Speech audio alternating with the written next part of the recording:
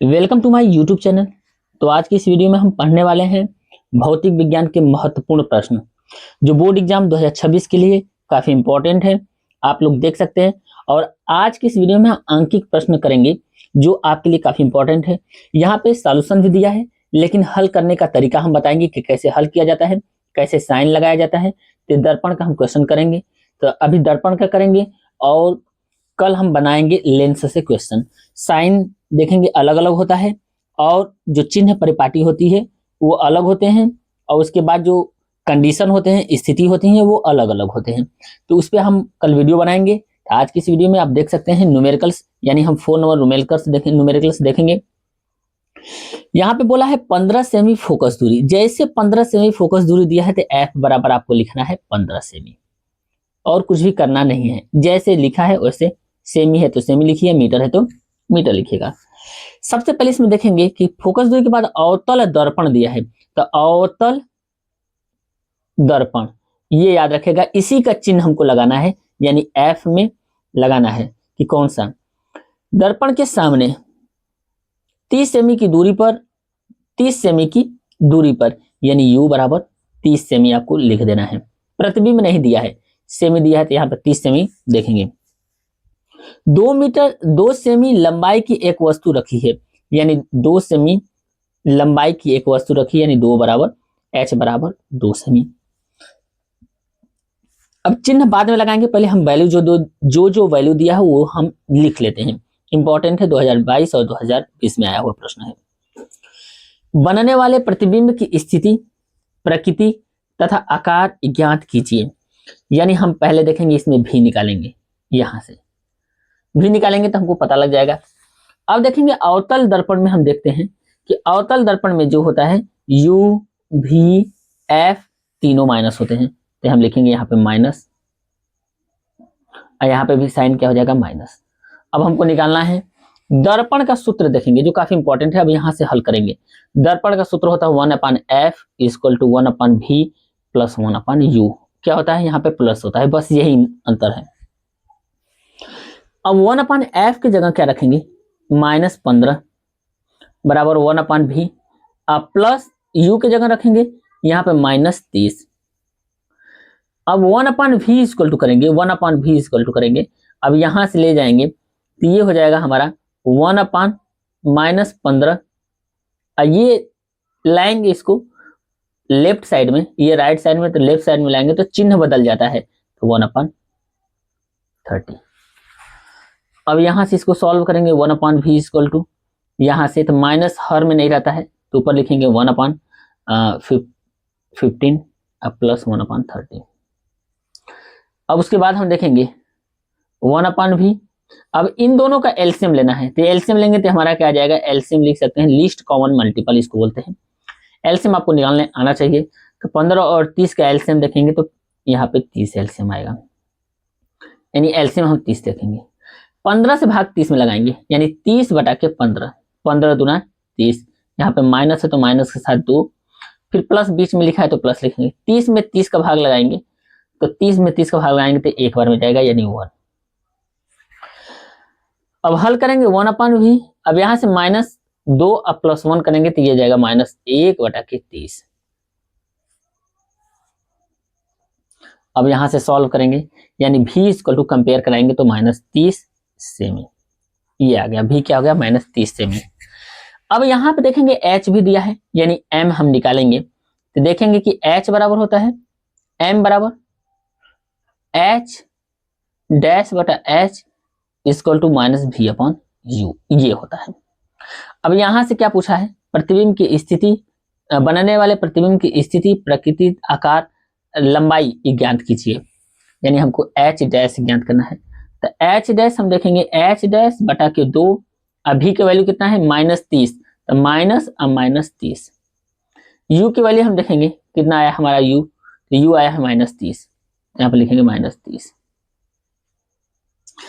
अब हल करेंगे तो h/2 इक्वल टू, अब देखेंगे ये तो कट ही जाएगा, माइनस माइनस से तो -1 बचेगा, तो -1। अब h बराबर हो जाएगा -1 गुणे 2 करेंगे तो ये हो जाएगा -2, यानी -2। h क्या आ गया, -2। भी m बराबर ये होता है कंपेयर से। ये फॉर्मूला रहा, इसमें फॉर्मूले आने चाहिए और एलसीएम आना चाहिए, चिन्ह आना चाहिए, आपका क्वेश्चन सॉल्व हो जाएगा। यानी यहां से आ गया -2 सेमी, ये हमारा आंसर हो गया, h बराबर -2 सेमी। अब यहां से हम करने वाले हैं क्वेश्चन, ये 18 नंबर क्वेश्चन देखेंगे। ये 2024 में आया हुआ प्रश्न है, एनसीईआरटी का प्रश्न है, इंपॉर्टेंट लिखा है। जैसे देखेंगे जाल, यहाँ पे लिखा है जल तथा कांच में प्रकाश की चाल क्रमशः, जल में प्रकाश की चाल और कांच में प्रकाश की चाल हम देखेंगे। तो ये है 2.25 गुणे 10 के घाते 8 मीटर प्रति सेकेंड तथा 2.0 गुणे 10 के घाते 8 मीटर प्रति सेकेंड है। अब हमको गणना करना है, निम्नलिखित अपवर्तनांक की गणना करना है, यानी हमको निकालना है अपवर्तनांक। पहला नंबर देखेंगे पानी के सापेक्ष कांच का, और दूसरा देखेंगे वायु के सापेक्ष कांच का। अब इसमें पहले हल करेंगे, पहले जल का अपवर्तनांक देखेंगे तो v चाल, यहाँ पे जल तथा कांच में प्रकाश की चाल यानी v वाटर। तो v वाटर हमारा दिया है 2.25 गुणे 10 के घाते 8। अब मात्रक वेग का मात्रक होता है मीटर प्रति सेकेंड, यहां से जैसे दिया कुछ कर सकते हैं। भी जी मतलब ग्लास होता है, ग्लास मतलब कांच होता है। इसका देखेंगे तो 2.0 यानी 2.0 गुणे 10 के घाते 8 मीटर प्रति सेकेंड।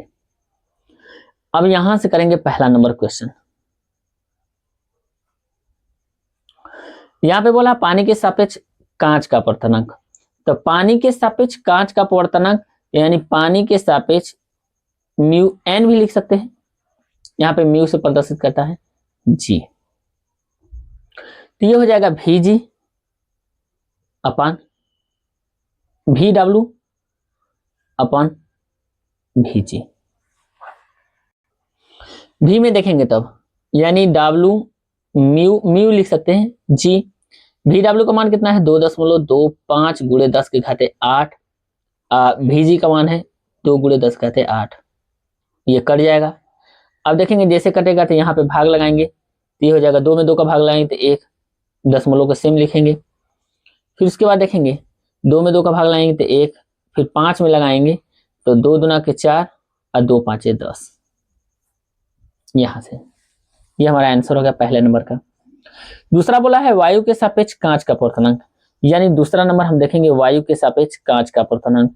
तो ए मतलब एयर जी, तो भी वायु के सापेक्ष कांच का अपवर्तनांक तो सी बटा के भी जी। वायु के सापेक्ष कांच का अपवर्तनांक तो ए म्यू जी, ये होता है सी बाई भी जी, फॉर्मूला होता है। अब यहां से लिखेंगे प्रकाश की चाल देखेंगे यहाँ पे 3 × 10⁸ और भी की कितना है 2 यानी 2 गुणे 10 के घाते 8। अब इसको सॉल्व करेंगे तो यह आ जाएगा 3/2 यहाँ से। अब ये 3/2 में भाग लगाएंगे तो 1.5 कितना आ जाएगा 1.5 आ जाएगा। तो ये रहा, दोनों क्वेश्चन को हमने सॉल्व किया। आप देख सकते हैं जैसे प्रश्न दिया है वैसे हम कर सकते हैं। जल या पानी के सापेक्ष कांच का अपवर्तनांक, जल मतलब वाटर, कांच का अपवर्तनांक म्यू जी, तो इसको हम लिख सकते हैं भी डब्ल्यू बाई भी जी, इसको हम लिख सकते हैं भी डब्ल्यू बाई भी जी। यहां से हल करेंगे तो आ जाएगा वायु के सापेक्ष कांच का अपवर्तनांक तो ए म्यू जी, ये होता है कांच का अपवर्तनांक, यहाँ पे देख सकते हैं तो ये सी अपान भी जी। अब यहां से 19 नंबर क्वेश्चन देखेंगे। संलग्न चित्र में अपवर्तन कोण तथा माध्यम B का माध्यम A के सापेक्ष अपवर्तनांक ज्ञात कीजिए। कौन सा माध्यम सघन होगा और क्यों, ये आपका दिया है, 2025 में आया हुआ प्रश्न है। अब देखेंगे सबसे इंपॉर्टेंट है कि यहां से देख सकते हैं ये यहाँ पे चित्र, इस चित्र में देखेंगे हमारा कितना है, यहां से हम देख सकते हैं, पूरे डायरेक्ट हम कर सकते हैं। तो यहाँ पे हम देखेंगे, यहां से देख सकते हैं, यहां से ये हमारा क्या हो जाएगा अभिलंब, और यहां से हमारा दिया है 45 डिग्री का कोण। जैसे हम करें ध्यान से देखिएगा, ये पूरा टोटल कितना होता है 90 डिग्री का कोण। सीमा ये हमारा दिया है 30 डिग्री, ये होता है। अब आपको क्या करना है, यहां से ये माध्यम ए है, ये माध्यम बी,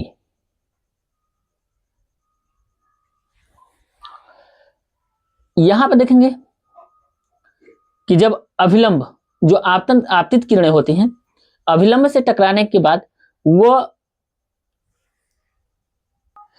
अब यहीं से हम डिफिनेशन देखेंगे। जब आपतित किरणें जब सघन माध्यम से विरल माध्यम में प्रवेश करती हैं तो अभिलंब से दूर हट जाती है। ये क्या है? अभिलंब से दूर हट जाती हैं। जब क्या हो? सघन से क्या हो? विरल में जाए तो। यही किरणें हम देखेंगे जब जाती है अभिलंब से तो फिर ये क्या होती है? यहां से अभिलंब की तरफ झुक जाती है आपतित किरणें। जब ये ऊपर हो जाएगा विरल, ये हो जाएगा सघन। अभिलंब की तरफ झुकेगा तो विरल से सघन में, और जब अभिलंब से दूर हट जाएगा तो सघन से विरल में। अब सबसे इंपॉर्टेंट है, यहां पर देखेंगे आपतन कोण। इसमें आपतन कोण से आई से प्रदर्शित करते हैं। तो पहले हम आई निकालेंगे। तो यहां पर देख सकते हैं ये एंगल हमारा क्या है? आई। यानी आई बराबर हम देखेंगे आपतन कोण 90 माइनस, ये पूरा कितने डिग्री है? 90 डिग्री है। ध्यान से देखिए, क्वेश्चन बहुत इंपॉर्टेंट है।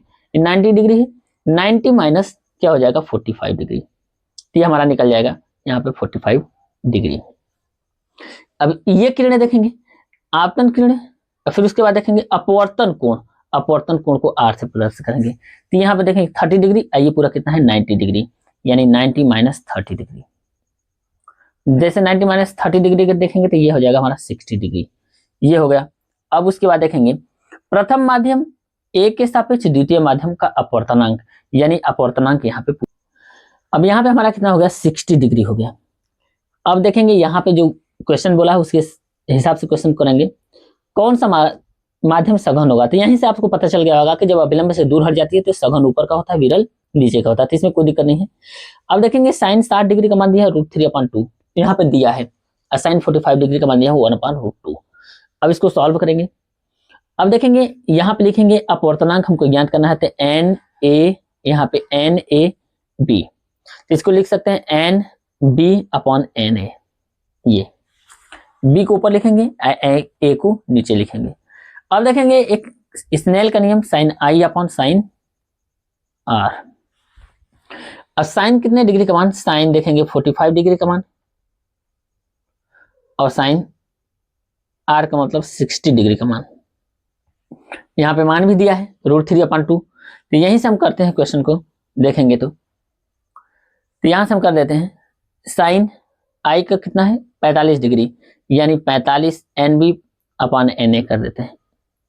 साइन 45 डिग्री का मान 1/√2, और साइन 60 डिग्री का मान कितना होता है? √3/2। अब 2 ऊपर चला जाएगा तो यहां से हो जाएगा 1/√2 इंटू √3, ये ऊपर 2 चला जाएगा। अब √2 को हटाने के लिए ऊपर नीचे हम √2 से क्या करेंगे? गुणा करेंगे। यानी यहां से देख सकते हैं इस क्वेश्चन के बाद √2/√2 इंटू √2 इंटू √3 इंटू 2। अब यहाँ पे देखेंगे √2 इंटू √2 ये होता है √2 इंटू √2 किसके बराबर होता है? 2 के बराबर। तो हम लिखेंगे √2/2 इंटू 2/√3। ये कट जाएगा तो हमारा बचेगा √2/√3। अब इसी को हम लिख सकते हैं 2/3, और यही हमारा क्या हो जाएगा? इस क्वेश्चन का आंसर हो जाएगा। तो यहां से आ गया, यानी एन ए क्या होगा? ग्रेटर होगा एन बी। ये होगा सघन, ये होगा विरल। यही है सघन और विरल। तो 2025 में आया हुआ प्रश्न है। आप डायरेक्ट भी कर सकते हैं। यहाँ से नहीं आ रहा तो यहाँ से एंगल निकाल लीजिएगा। यहाँ पे 45 डिग्री, यहाँ पे 60 डिग्री हो जाएगा। अब साइन इस लाइन का नियम लगा दीजिएगा, sine i upon sine r. यहाँ से आपका एक ही बार में क्वेश्चन सॉल्व हो जाएगा। यहाँ से आप देख सकते हैं चित्र से ही आपको पता लग जाएगा कि ये अभिलंब से दूर जा रहा है तो क्या होगा? सघन से विरल होगा। अब यहाँ से हम देखने वाले हैं क्वेश्चन नंबर 20, और यहाँ से आप डिफिनेशन देख सकते हैं। माध्यम ए का अपवर्तनांक माध्यम बी के अपवर्तनांक से अधिक है, इसलिए माध्यम ए सघन माध्यम होगा। अपवर्तनांक क्या है? अधिक है। अब यहाँ से देखेंगे निर्वात में प्रकाश की चाल 3 × 10⁸ मीटर प्रति सेकंड है। हीरे में प्रकाश की चाल ज्ञात कीजिए। हीरे का निरपेक्ष अपवर्तनांक 2.42 है। यानी प्रकाश की चाल क्या हो जाएगा? VD बराबर होता है C/ND यहाँ पे। अब उसके बाद देखेंगे C का मान कितना दिया है? 3 × 10⁸, और हीरे का दिया है 2.42। N बराबर C/V, तो V को उधर ले जाएंगे तो क्या हो जाएगा? डेंसिटी पूछा है तो D लगाए हैं। डेंसिटी मतलब घनत्व होता है, तो V बराबर C अपन ND। अपवर्तनांक इसका दिया है, हीरे का अपवर्तनांक दिया है, यानी ND का मान दिया है 2.42 और C का मान भी दिया है प्रकाश की चाल। यहाँ पे देख सकते हैं निर्वात में प्रकाश की चाल इतना है। हीरे में प्रकाश का चाल ज्ञात कीजिए। हीरे का निरपेक्ष अपवर्तनांक देखिए, हीरे का निरपेक्ष अपवर्तनांक दिया है। अब जैसे इसको डिवाइड करेंगे तो आ जाएगा, इसको हम सेम छोड़ देंगे, इसमें डिवाइड करेंगे 3/2.42 में आ जाएगा 1.239 इंटू 10⁸ मीटर प्रति सेकेंड। इस टाइप के क्वेश्चन पूछे जाते हैं बोर्ड एग्जाम में। आपको कैसे पता होना है? सी का मान पता है। अब हीरे का अपवर्तनांक हमको क्या है दिया है, तो ND यानी डेंसिटी ऑफ यहाँ पे हीरे का, और यहाँ पे हीरे का प्रकाश की चाल पूछा है।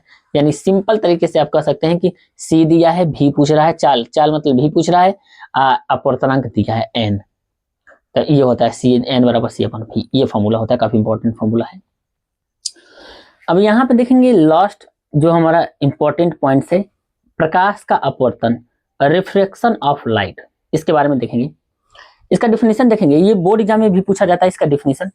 प्रकाश किरण एक माध्यम से दूसरे माध्यम में जाने पर उसके पथ में विचलित होने की घटना को प्रकाश का अपवर्तन कहते हैं। यहां से आप डिफिनीशन देख सकते हैं। अपवर्तन के दो नियम होते हैं। पहला देखेंगे आपतित किरण, अपवर्तित किरण तथा आपतन बिंदु पर अभिलंब, तीनों एक ही तल में होते हैं। तो यहाँ पे देख सकते हैं, यहाँ पे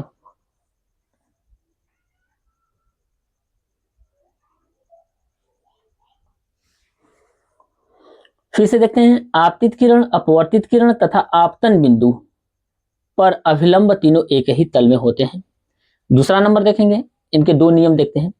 आपतन कोण I की जया तथा अपवर्तन कोण R की जया का अनुपात एक नियतांक होता है, sin I/sin R बराबर नियतांक। इसे स्नेल का नियम कहते हैं तथा इस नियम को पहले माध्यम के सापेक्ष दूसरे माध्यम का अपवर्तनांक कहते हैं। यानी पहले माध्यम के सापेक्ष दूसरे माध्यम का अपवर्तनांक कहते हैं। अपवर्तनांक दो प्रकार के होते हैं, सापेक्ष तथा निरपेक्ष अपवर्तनांक। यहाँ पे देखेंगे अपवर्तनांक का प्रकाश की चाल से संबंध, तो यहीं पे आपने जस्ट अपने क्वेश्चन किया था, 2025 में आया हुआ प्रश्न है। माध्यम का निरपेक्ष अपवर्तनांक N बराबर C/V, निर्वात अथवा वायु में प्रकाश की चाल बटा माध्यम में प्रकाश की चाल। आप देख सकते हैं ये काफी इंपॉर्टेंट फॉर्मूला है। तो वीडियो अच्छी लगी तो वीडियो को लाइक करें और चैनल को जरूर सब्सक्राइब करें। Thank you.